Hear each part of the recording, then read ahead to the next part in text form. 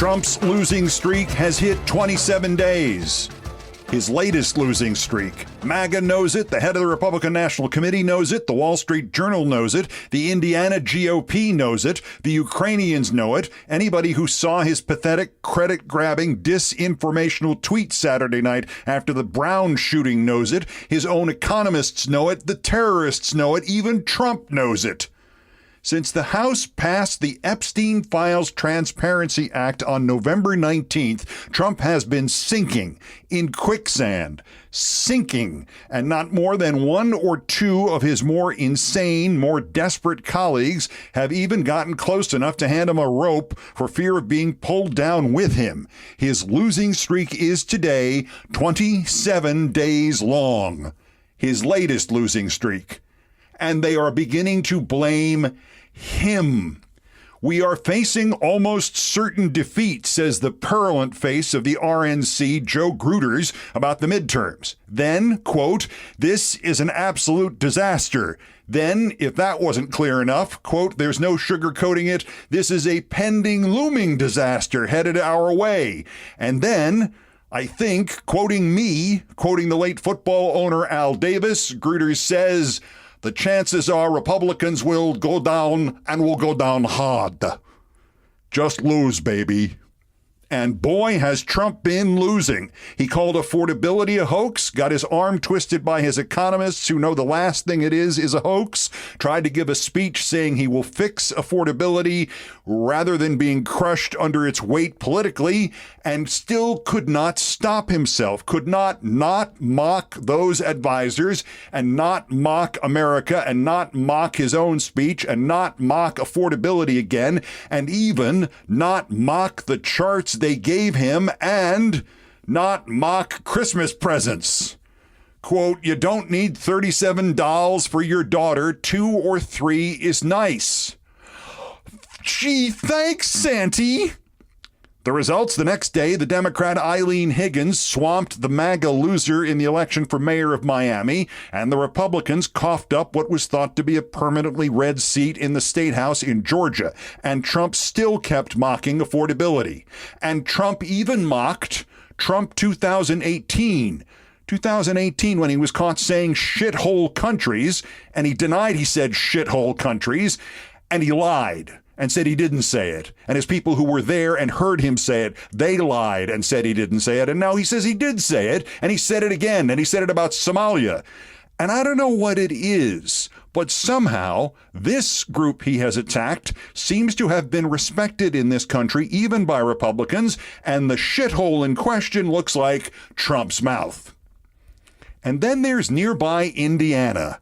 Indiana is not a hot prospect to join the new left, and it never has been, and yet Mike Pence was from there, and the Indiana Republicans who stared Trump down when he threatened to cut off all federal funding if they didn't redistrict the way he wanted him to, they're from there, and they told him to go F himself. And then the MAGA lieutenant governor, whose name is Micah Beckwith, and is exactly as dumb as that sounds, first posted that threat online, then deleted the post, and then when confronted by reporters, repeated the threat almost word for word. Quote, yes, these conversations happened. Beckwith said this to Politico, but it's not a threat. It's an honest conversation about who does the White House want to partner with. There are 49 other states competing for all kinds of projects. Indiana told the White House today they don't want to be a good partner to the Trump administration, and I suspect the White House will look to partner with other states before us. But did they actually say, here are projects you could lose out on if you do not deliver for us Politico asked them that question, and Mr. Beckwith answered, quote, yes. Unbelievable. Hey, Becky, 1, don't blackmail. 2, don't blackmail people who aren't going to give in to blackmail. 3, when your blackmail fails, don't advertise that it's failed. And 4, when you realize the validity of point 3 and you try to bury your advertisement, don't go back and advertise it again. Indiana thus becomes multiple Trump losses. He loses there, like 3 times, and he also loses wherever he decides the next Indiana is, and he looks, well, what's the opposite of impregnable? He looks pregnable. And there are multiple L's, not just Indiana. These beauty pageant also-rans he's tried to dress up as U.S. attorneys. Julianne Murray in Delaware, gone. The slimy Alina Habba, gone. Miss Uncongeniality Lindsay Halligan, going. 7 of them, by Trump's own admission, going. And Trump's replacement evil plan is to eliminate blue slips in the Senate the way home state senators keep unqualified nominees from being qualified by the whores still working for the would-be dictator. And John Thune has responded to this by saying no. And Chuck Grassley has responded to this by saying no. That's 2 more L's in one game. No, 3 L's in one game. He'd already tried to get them to eliminate the filibuster, too. L's, marching into the White House just in time for the construction permits to be denied for the new combination ballroom and Trump ego storage hangar. I don't know what's going to happen to Obamacare, but he's not going to gut it or replace it with the latest lame-brained idea for a new scheme, Rand Paul's brilliant plan for you to buy your insurance on Amazon or at Sam's Club or at Costco. Hey, Randy, maybe I can buy my insurance from your neighbor. He seemed to come out of his problems okay. Trump's health care plan fell in the Senate. Maybe he can find a new one on Amazon. Marjorie Taylor Greene remains under the influence of a possibly transient but definitely tertiary stage case of conscience in open rebellion, planning one final bid to unseat Speaker Johnson before she leaves the House. The $2,000 tariff checks are gone. The Doge checks never happened. The buy your own insurance checks have apparently been replaced by Domino's new avoid the Noid insurance. Trump's approval numbers are frozen pizza. Economy approvals down to 31%, and if the Obamacare subsidies expire, that approval will drop below 30 and maybe take his overall approval with it, because even his people realize he is turning this place into a shithole country. The Trump L's are everywhere. You can't spell Kilmar Abrego Garcia without a Trump L. The courts have ordered him to let go of the L.A. National Guard troops. He's losing in wars he said he'd already settled or would settle in 24 hours or 24 days or 24 weeks. Ukraine is further from peace than ever.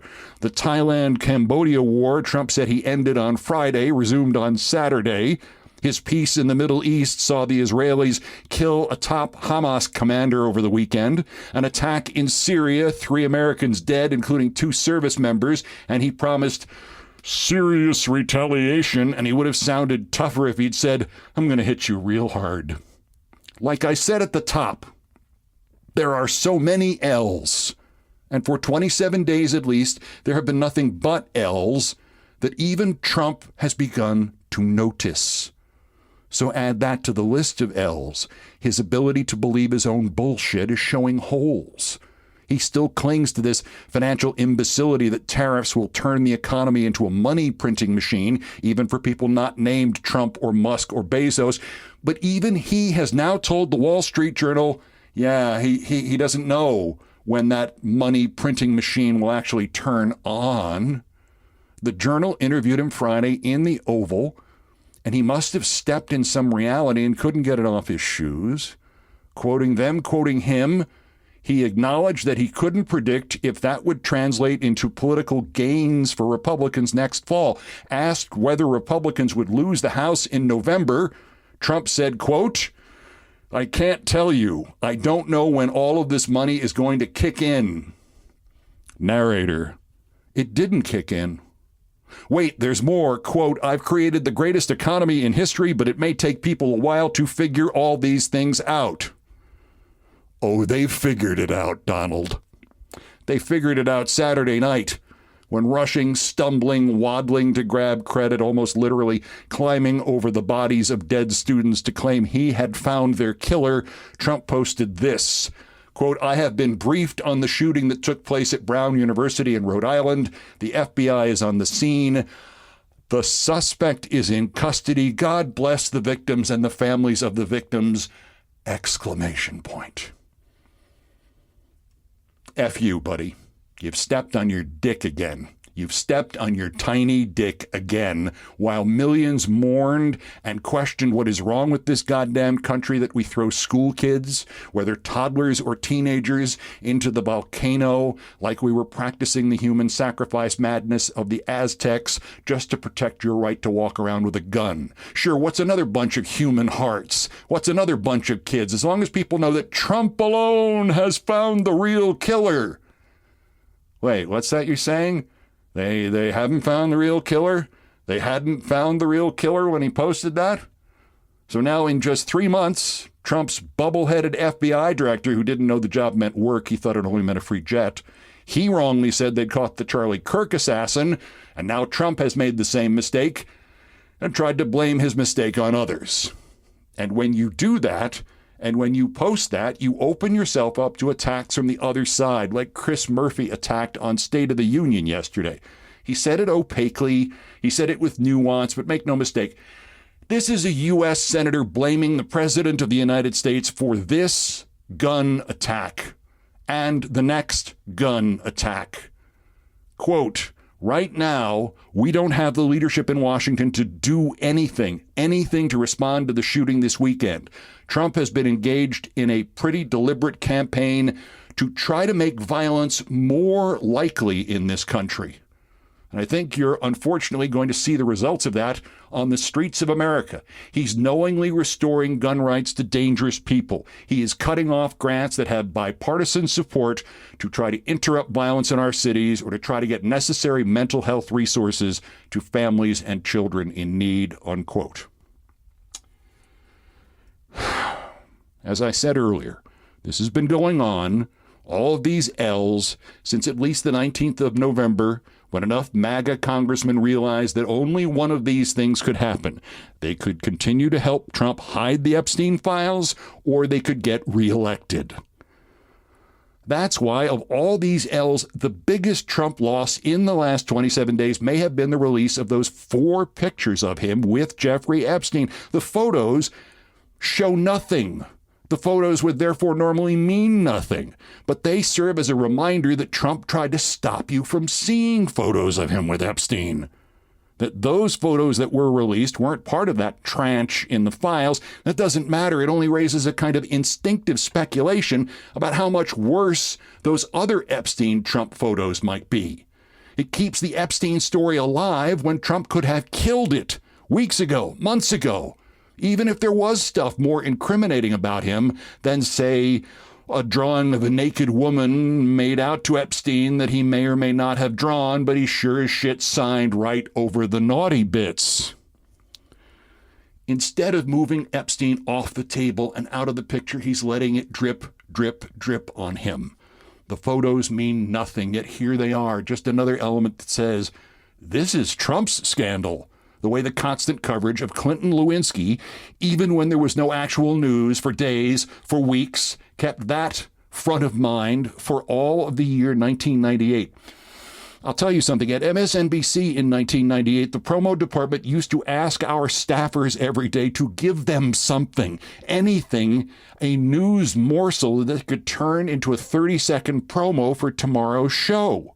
And on Thursday, they used to have to turn something into a promo for Monday's show. Monday on the White House in crisis.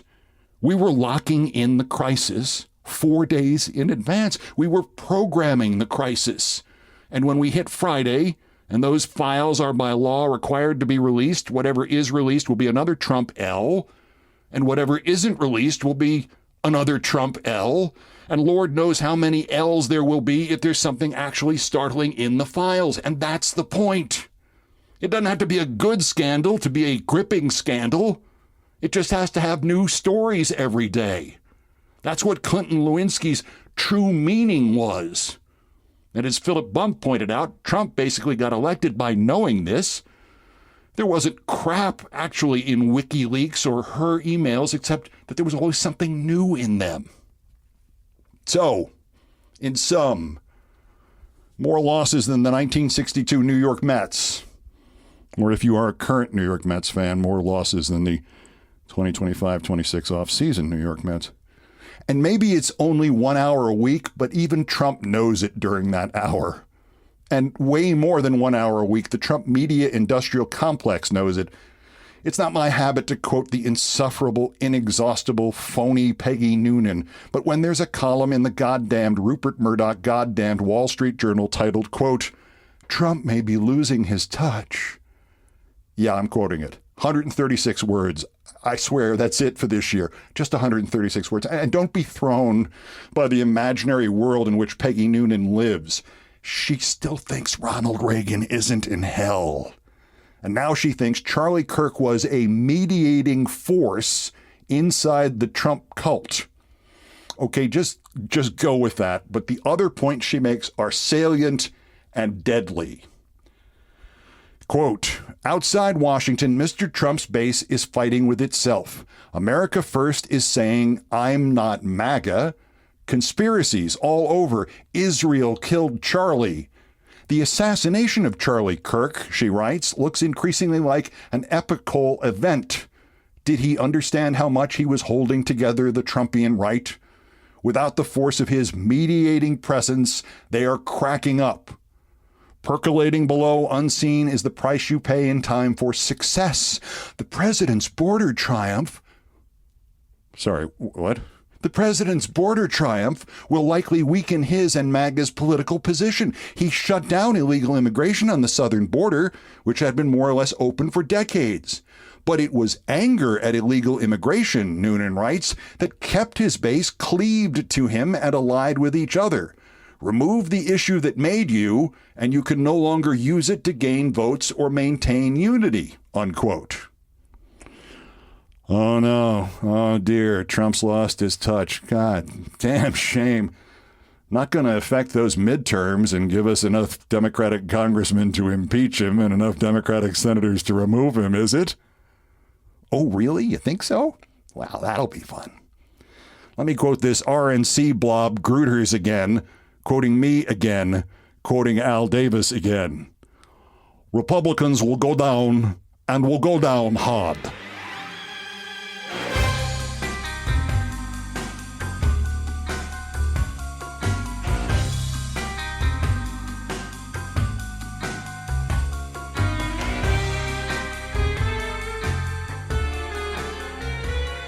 Okay, two quick media notes. The CBS Evening News about Barry Weiss, edited by Barry Weiss, anchored by Barry Weiss, starring Barry Weiss, is not going so well.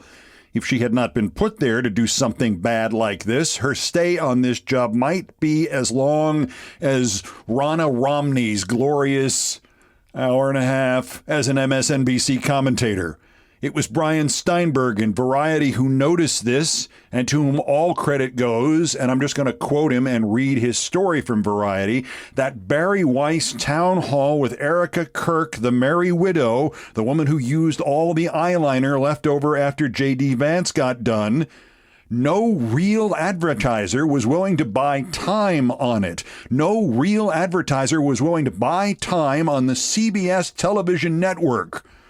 Mr. Steinberg writes, headline, big advertisers appear wary of CBS News' Barry Weiss town hall format. During a Saturday night town hall led by Barry Weiss, the recently named editor-in-chief of CBS News, and I believe she liked the article so far, most of Madison Avenue sought an off-ramp, Steinberg writes. The news special aired at 8 p.m. on Saturday, one of the least watched hours in broadcast TV, and that may have contributed to a relative dearth of top advertisers appearing to support the show.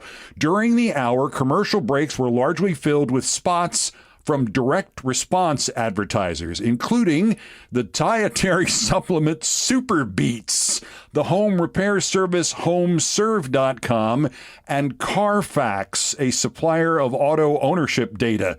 Viewers of the telecast on WCBS, CBS's flagship station in New York, even saw a commercial for Chia Pet, the terracotta figure that sprouts plant life after a few weeks. I wonder if CBS will still sprout pant life after a few weeks. Continuing the article, quote, a more moneyed class of sponsors was evident during the first commercial break appearing in the 9 p.m. hour on CBS, a rebroadcast of a 2024 episode of 48 Hours. Marketers appearing included Amazon, Ferrero Group, and Procter & Gamble, unquote. Uh-oh. Congrats, Barry Weiss and the Ellisons. You've turned CBS News into overnights on Superstation WTBS in 1976. Got a Ginsu knife collection for sale there, Barry?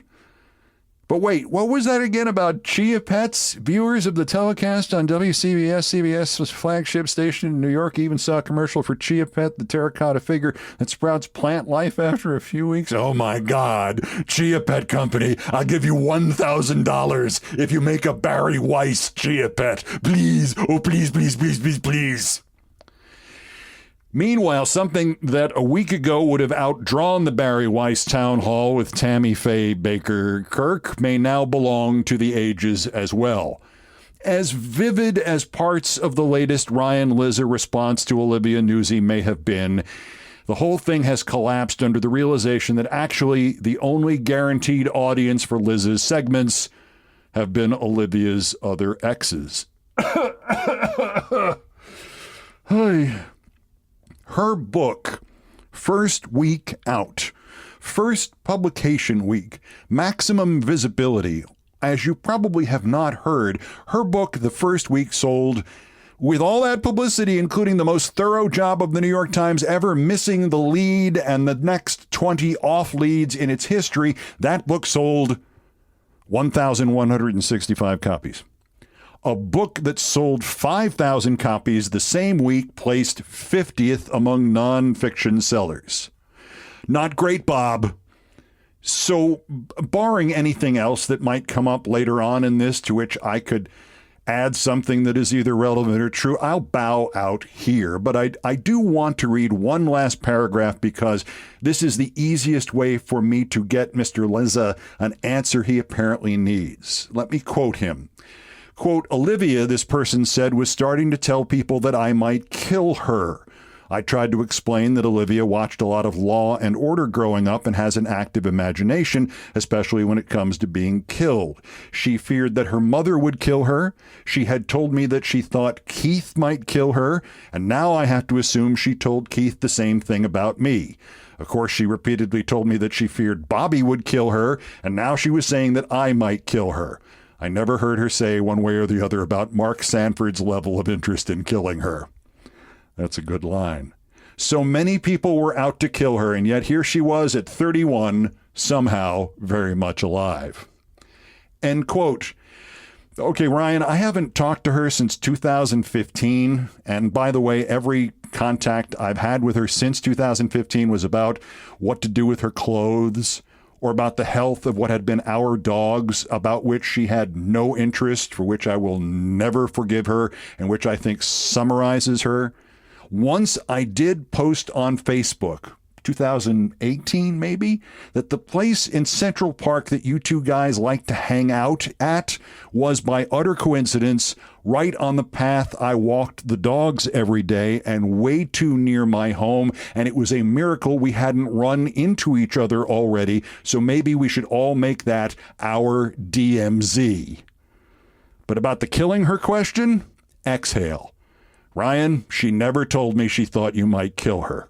She only told me she thought you were stalking her. Also of interest here, a top governor tries to insist Democrats have a hand in political violence in this country, and this would just be stupid if this governor weren't a Democrat and if he weren't the Democratic governor whose fascist haters tried to burn him and his family alive in their own home during Passover. Worst Persons is next. This is Countdown. This is Countdown with Keith Olbermann.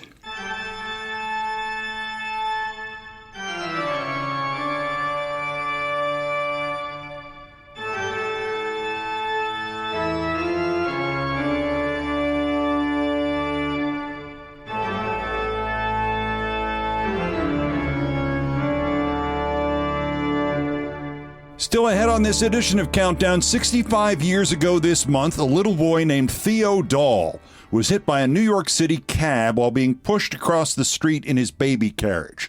He was never the same, nor was his father, who in part, to entertain his stricken son, wrote a book called Charlie and the Chocolate Factory, and although the next development was not quite on that level of importance, the writing of Charlie and the Chocolate Factory led me to write to Theo's dad, who was the legendary, both good and bad legendary, Roald Dahl, to write him a fan letter. And he wrote back, and he wrote back again. And these letters are referenced somehow in Roald Dahl's official biography. This very strange story ahead in Things I Promise Not to Tell.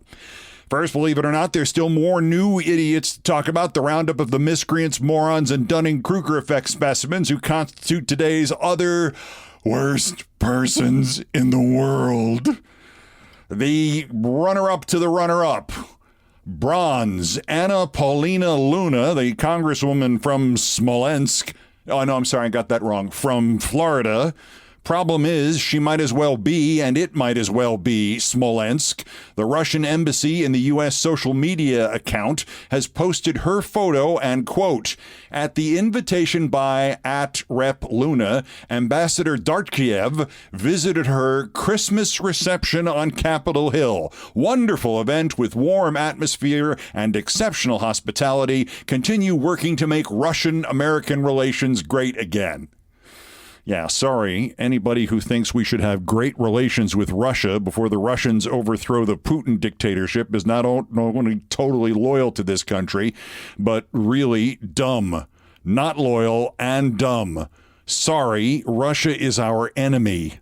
But there are degrees of how truly not you can be, and from the Twitter X account of the gadfly Jay in Kiev comes this addendum to that photo of Luna, to whom the Russians gave their JFK, quote, files, unquote, because why would they ever give America fake historical records or disinformation? Jay in Kiev notes, and quoting him, since August when her and Steve Witkoff met some of Putin's representatives at a Miami hotel owned by Russian business partner of Witkoff, U.S. Congresswoman Anna Paulina Luna has been a prolific member of the Russian government's paid influencers program, turning her X timeline into display case of nonstop Kremlin talking points.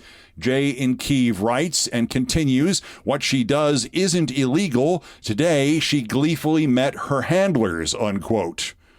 Yikes. I don't know if she's a paid influencer or a paid influencers program member. That's Jay's assertion. I do know she operates under an adopted name. She was born Anna Paulina Meyerhofer.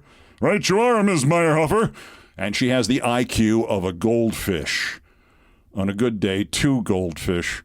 The runner-up worser, Governor Josh Shapiro of Pennsylvania.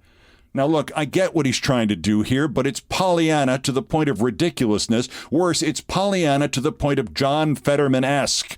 Remember that they tried to burn the governor and his family alive and burn them to death in his home, in the governor's residence, just last April during the holidays, and he is still both sidesing political violence in America.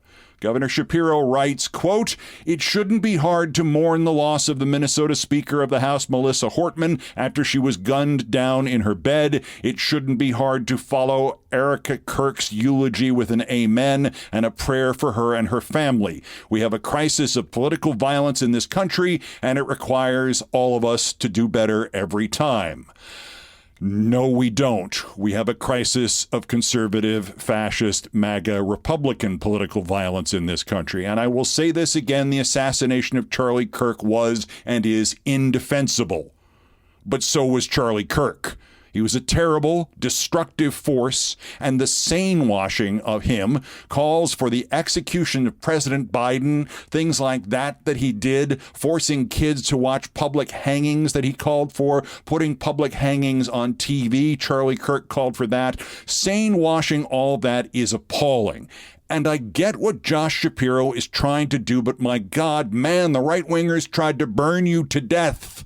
And you are acting like this guy was St. Charlie of Kirk and his rage-filled wife is Jackie Kennedy. Preach all the condemn all political violence sermons you want, Governor, but the right is going to continue to attack physically Democrats and liberals and, our form of government. And as it turns out, any Republican who disagrees with them, like the ones in Indiana, and then they will insist that it's only the liberals who do all the political violence, Governor. They're going to do that as they have now for 20 years. You should not help them. They are doing fine on this by themselves. Do not join the both sidesing parade, Governor, especially since these are the people who tried to kill you. But our winner is Howard Lutnick, chief bullshit advisor to Trump. I mean, there are lots of toadies and there are lots of liars around Trump, but this guy may be the champion. I am indebted to my former NBC colleague, Carl Quintanilla, on this one. It's priceless. As Carl noted on Face the Nation on April 6th of this year, Lutnick said, quote, "The army of millions and millions of human beings screwing in little screws to make iPhones, that kind of thing is going to come to America. The army of millions and millions of human beings screwing in little screws to make iPhones, that kind of thing is going to come to America." Then Lutnick, same guy, same topic, goes on CNBC last Thursday and he says, quote, "Remember, Americans don't have millions of people to screw in little screws in iPhones, but we do have capacity to run robotics. Remember, Americans don't have millions of people to screw in little screws in iPhones, but we do have capacity to run robots." So Trump's ass-kissing bullshit artist is bullshitting us in both directions. In April, Howard Lutnick promised that Trump's America would be where millions of us would be screwing in the little screws to make iPhones.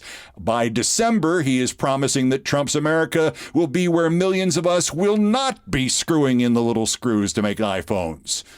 The arrogance and the degree to which this man will say anything to try to make it seem like Trump isn't screwing this economy into the ground is seriously astonishing, even in the context of the world in which we live today. Howard, may I suggest you screw your little screws in yourself, Lutnick, today's other worst person in the world.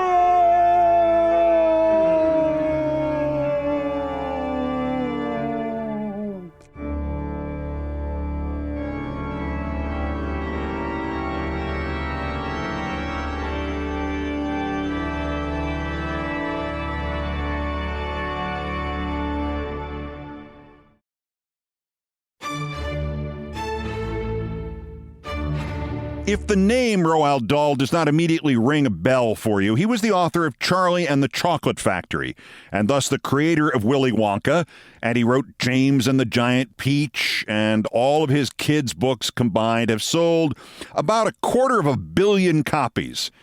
Dead since 1990, 2 years ago, Forbes placed Dahl first on its list of the top-earning dead celebrities, ahead of Prince and Michael Jackson.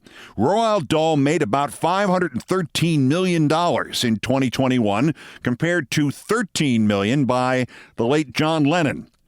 And that is where the problems began. And if you have not heard about the problems, the first is Roald Dahl was often, as somebody on Twitter put it succinctly, he was often the C word.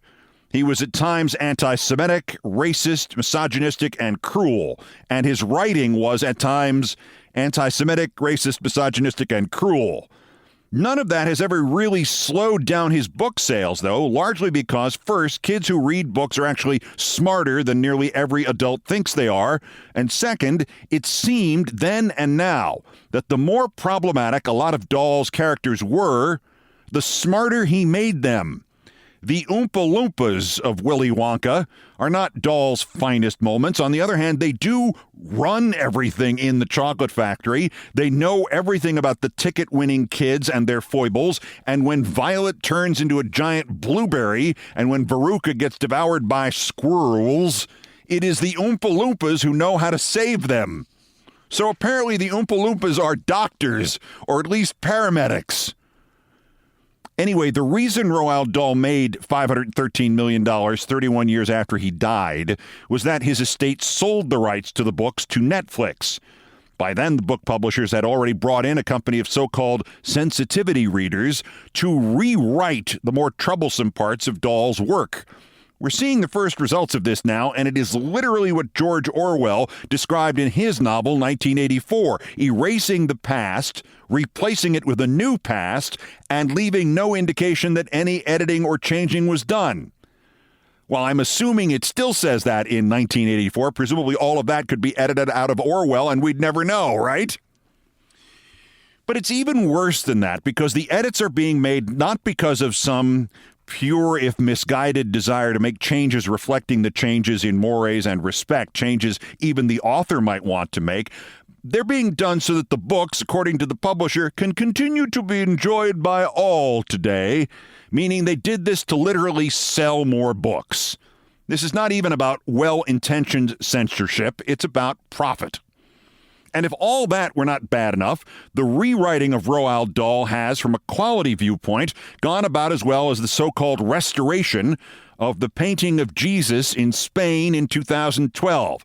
The painting is now known as Monkey Christ or Potato Jesus. Apart from the wholesale elimination of words like fat and ugly, the publishers have decided to take out references that no kid would ever notice. She went to India with Rudyard Kipling becomes she went to California with John Steinbeck. Why? In his story, The Witches, Roald Dahl has the hero believe that all witches are bald and wear wigs and gloves, and that's a way to check. Don't be foolish, my grandmother said. You can't go around pulling the hair of every lady you meet, even if she is wearing gloves. Just you try it and see what happens. That would be an admonition not to believe that everybody with a wig is a witch.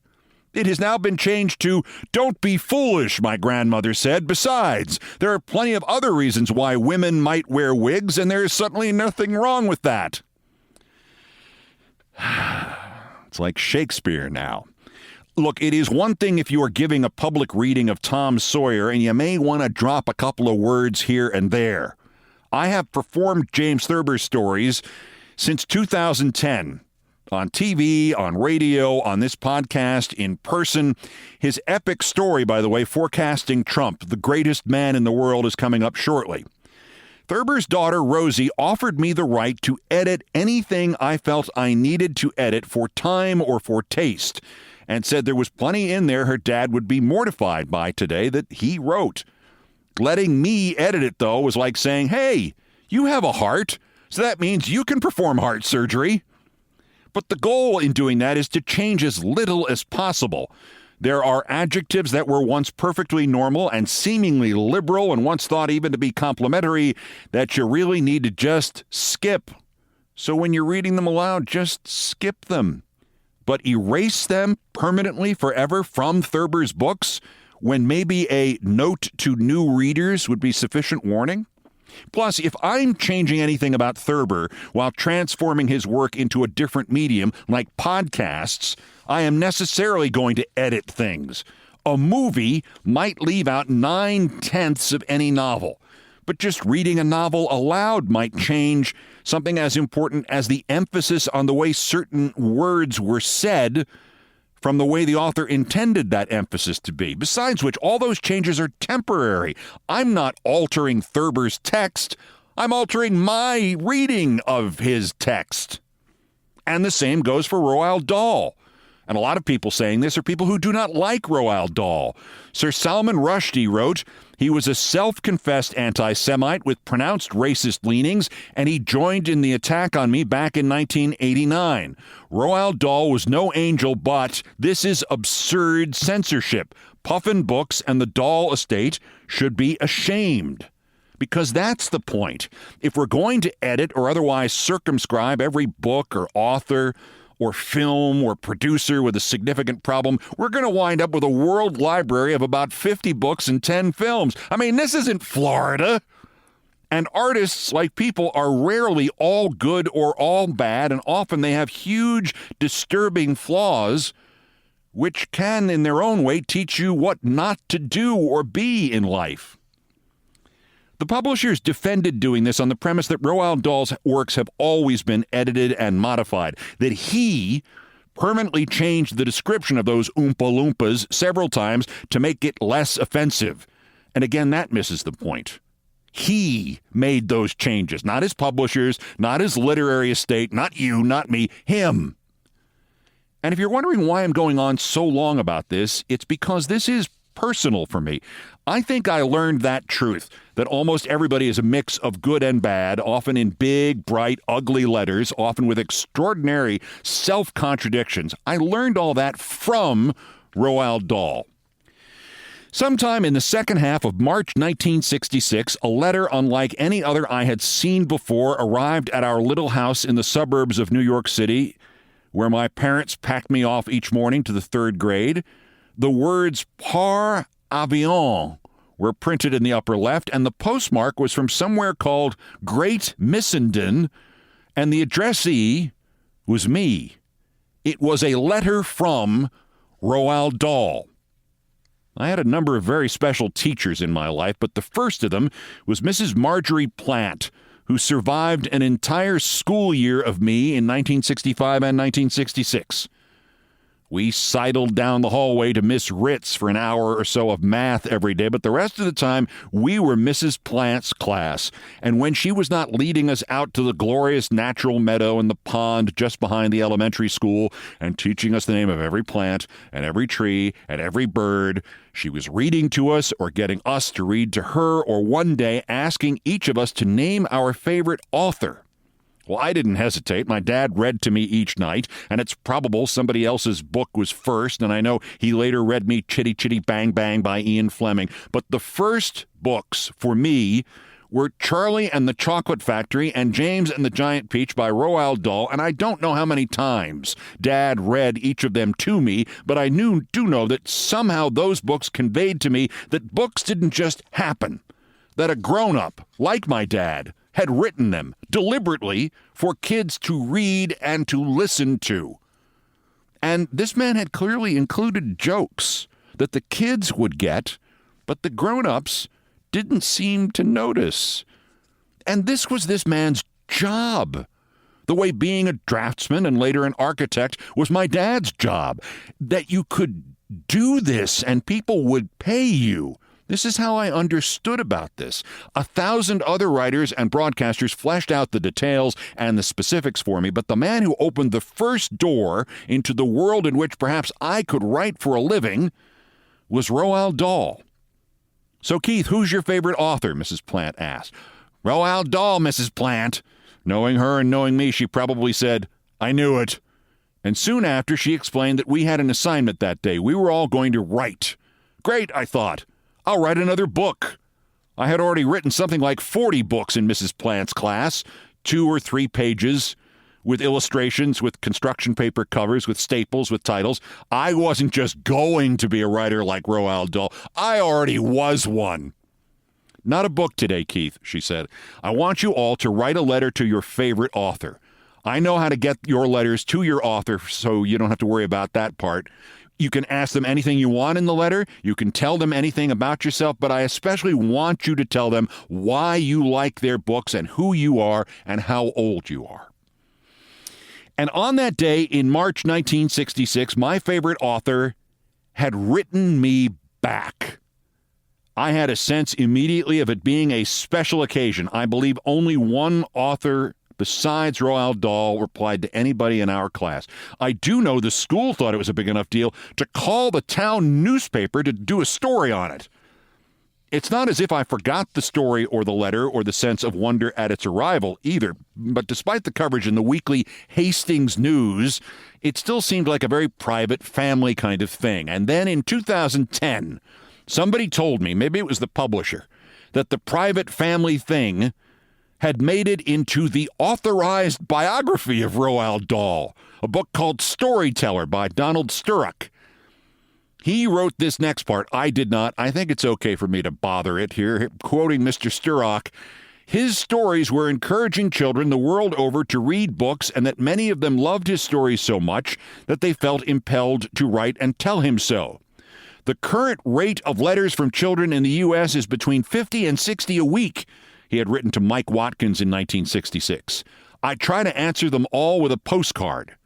Roald was always a diligent and engaging correspondent, and if he was in the right mood and thought a child's letter particularly imaginative, he or she would receive a fuller and more memorable response. When the sports journalist and television anchorman Keith Olbermann was 7 years old and head of maps in his class at school, he wrote to Dahl from Hastings-on-Hudson in New York and told him at some length about his own writing ambitions and successes. Roald's reply was thoughtful, generous, and full of gentle, ironic humor. "My dear Keith," he began, "it was wonderful to receive a letter from a fellow author. It meant so much more than the usual ordinary message from a mere reader. As head of maps, you will be able to calculate very easily what a long way your letter had to travel in order to reach me in this little village, thousands of miles. The postman, an elderly fellow who comes on foot, knocked on the door this morning and said, 'I have a letter from you from K. Olbermann of Hastings, USA.' I said, 'How do you know?' He said, 'It says so on the envelope.' He is a very inquisitive postman, and he likes to know who is writing to me. 'Who is Olbermann?' asked the postman. I opened the letter and read it. 'He is a writer,' I said. 'He has written more books than me.'" Olbermann's parents later told the local newspaper that the letter had given the boy the kick of his young life. Mrs. Olbermann added that it just about proves that there are still some very nice people left in this old beat-up world. If all adults acted with such loving attention to children, would it not be wonderful? Dahl was quite sincere when he argued that he thought children alone were decent judges of whether a book written for them was any good or not. In 1962, he had written to a child critic of James and the Giant Peach to tell him that, up to now, a whole lot of grown-ups have written reviews, but none of them have really known what they were talking about, because a grown-up talking about a children's book is like a man talking about a woman's hat. The author, Mr. Sturrock, not only put me in the authorized biography of Roald Dahl, he also put me in the index. There I am, right between David Ogilvy, the advertising legend, and Sir Laurence Olivier. Left out of Sturrock's account and the quotes from my mother was the fact that Mom was a fan of the actress Patricia Neal, Roald Dahl's wife, and she had read horror stories about their marriage and about Neal's stroke and Dahl's tough love during her recovery. As I began to appreciate her point of view and Dahl's books at the same time and his letter to me, I began to formulate a theory that not everybody was just one thing, that you could be good and bad and shouldn't be judged on just half of yourself. Naturally, I wrote my new pen pal back. He had mentioned having a son about my age. In fact, Theo Dahl had been born in New York, just like I was. But at the age of 4 months, in his baby carriage, Theo was hit by a cab, and his injuries were so profound that for a while he was blind. And Roald Dahl himself had helped to develop a shunt used to drain swelling in Theo's brain to make his life better and more worthwhile. I did not know any of this when I mentioned, among other mundane details, that a 7-year-old was likely to tell an adult in a letter that my middle name was Theodore. I also apparently included some poems I had written. And I know this because, sure enough, Roald Dahl wrote back again. This next letter did not come for nearly a year. "My dear Keith," it begins, dated February 2nd, 1967. "Your last letter was a very good one. So were the poems." Imagine the impact of that from your favorite writer right after your 8th birthday. "But," Dahl went on, "I hope you will not become a poet when you grow up, because poets have a terribly hard time earning a living. I am writing a musical film," he went on, "for Dick Van Dyke, based roughly on Chitty Chitty Bang Bang, the flying motor car." Could I have mentioned liking this book by a different author in my letter to him, or did he just decide to announce it to me? "We'll be making it here in England next summer, and you can go and see it in 1968 when you are 9 years old. You will be impressed at the things this car is going to do. With love, from Roald Dahl." I'm sure, I wrote again, I can almost remember. He did not write back. I do not recall holding it against him, nor do I now. I do recall that when I followed his instructions and went to see his movie, I think, in fact, it was my 10th birthday party in early 1969, I was disappointed. Too much girl chasing, not enough car flying.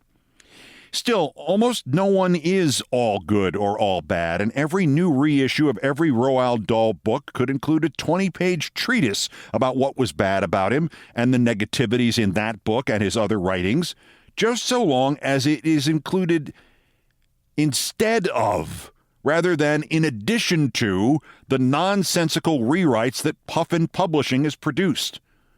Also, I think it might be appropriate to mention that though the letters from kids just in the U.S., just in 1966, totaled around, 2,500?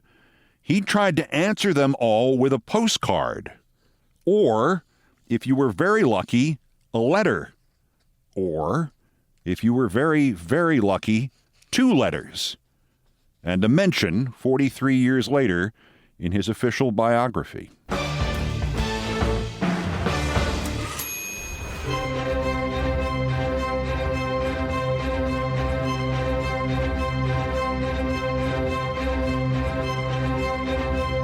I've done all the damage I can do here. Thank you for listening. Most of our countdown music was arranged, produced, and performed by Brian Ray and John Philip Chanel, our musical directors of Countdown, and it was produced by TKO Brothers. Mr. Ray was on the guitars, the bass, and the drums. Mr. Chanel handled orchestration and keyboards. Our satirical and pithy musical comments are by the best baseball stadium organist ever, Nancy Faust. The Olbermann theme from ESPN2 by Mitch Warren Davis appears courtesy of ESPN Inc. and is our sports music and some other music arranged and performed by the group No Horns Allowed. My announcer today is my friend Dennis Leary. Everything else was, as always, my fault. So that's Countdown for today, day 330 of America Held Hostage again. But just 1,133 days until the scheduled end of his lame duck and lame brain term, unless he is removed sooner by MAGA and Epstein or Indiana or anosognosia or Tylenol or affordability or the second strike video. The next scheduled edition of Countdown is Thursday. Until then, I'm Keith Olbermann. Good morning, good afternoon, good night, and good luck.